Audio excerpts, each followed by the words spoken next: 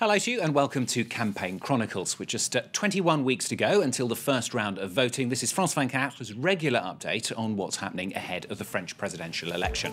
Coming up in today's programme, the far right cries foul over a technicality that could rule out their candidate. The president's not yet campaigning, but his faithful lieutenants certainly are. And Faces and Places heads off to Brittany to meet a farmer fed up with environmentalists. We're going to begin, though, with a roundup of the week's news amid concern that the Greens campaign is going off the rails. The Conservatives hesitate about swerving further to the right, and yet another candidate, this time from the political centre, stakes his claim for the presidency.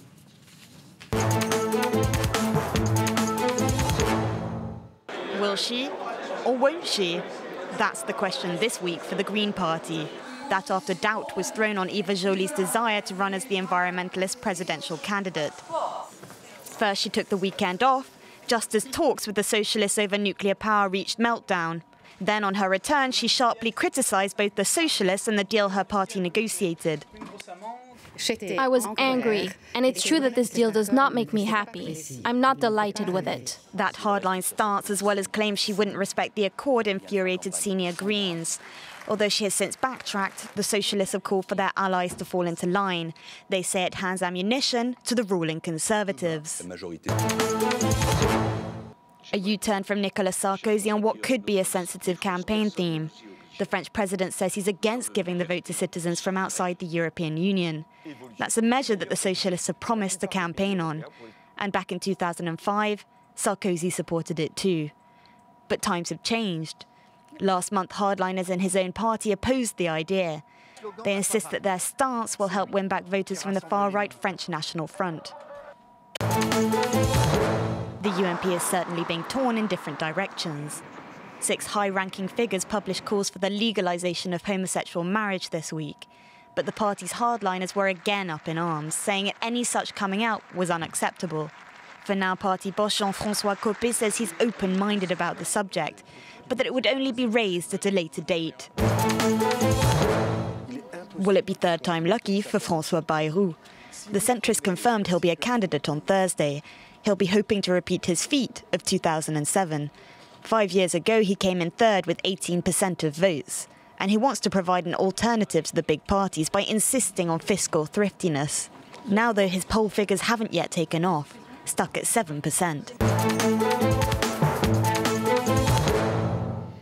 Now, our reporter Luke Brown is with me here on the set. Luke, you've got the tweet of the week, and it's got something to do with the stories we've just seen, hasn't it? We've seen just the disarray there within the Greens. There's also a sign of the times. We can see that the spokesperson for Eva Joly, Yannick Jadot, has actually quit. He did that via Twitter. As you can see there, something of a sign of the times.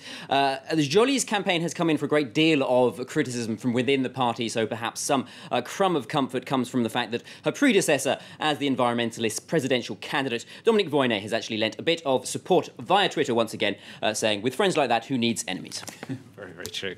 Now, Luke, you're going to have to explain why in politics you can never have enough friends. Yes, quite right. Running for president is a serious business. That's why there are quite a number of hurdles rather to thin out the crowd. The most famous one of them here in France is the fact you have to get 500 signatures, the blessing of 500 local dignitaries, mayors and such. Like, in all, there are 50,000 of that, around 50,000 of them nationwide. 36,000 of them are mayors, and as such, that means that the annual Congress of Mayors, which took place this week in Paris, is the target for all the small candidates. One of those small candidates is Marine Le Pen for the far-right Front National.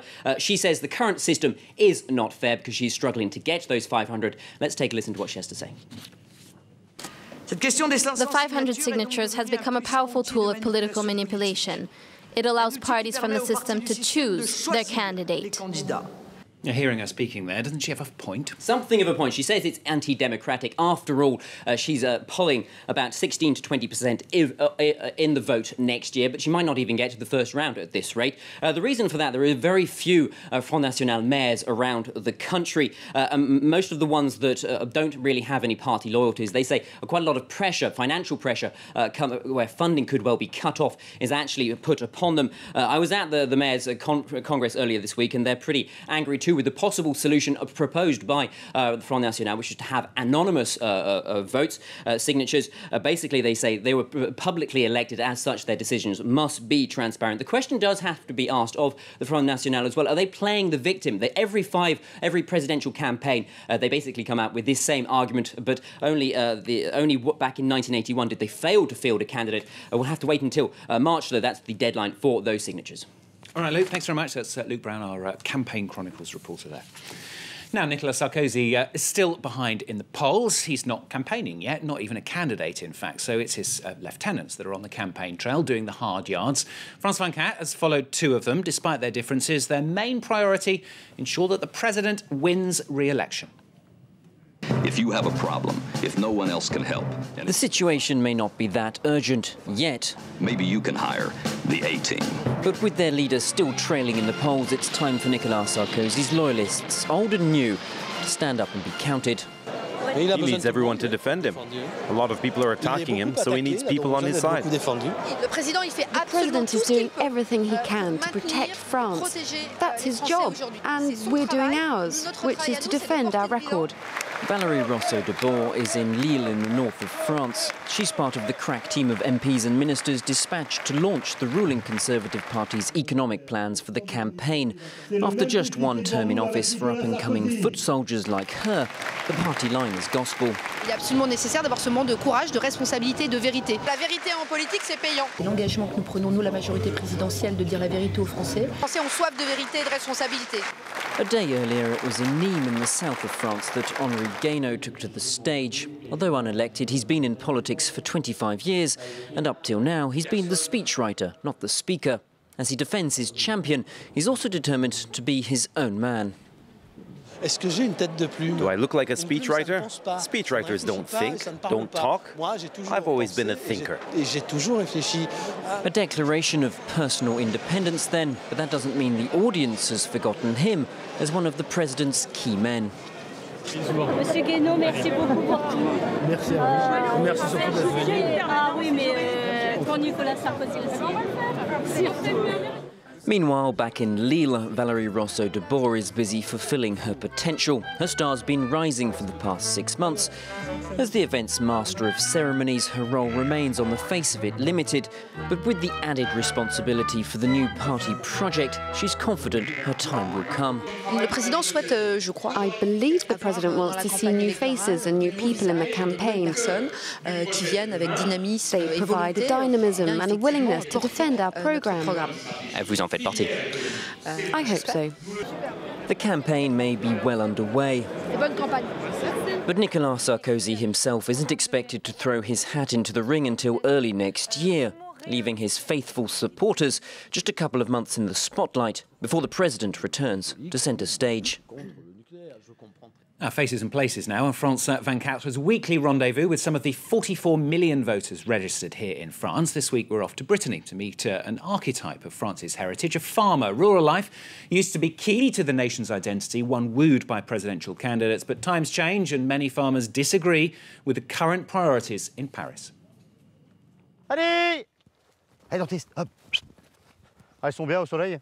Hey, Brise, allez, va, non? It's milking time and Pascal gathers his herd, all 105 cows whose names he knows by heart.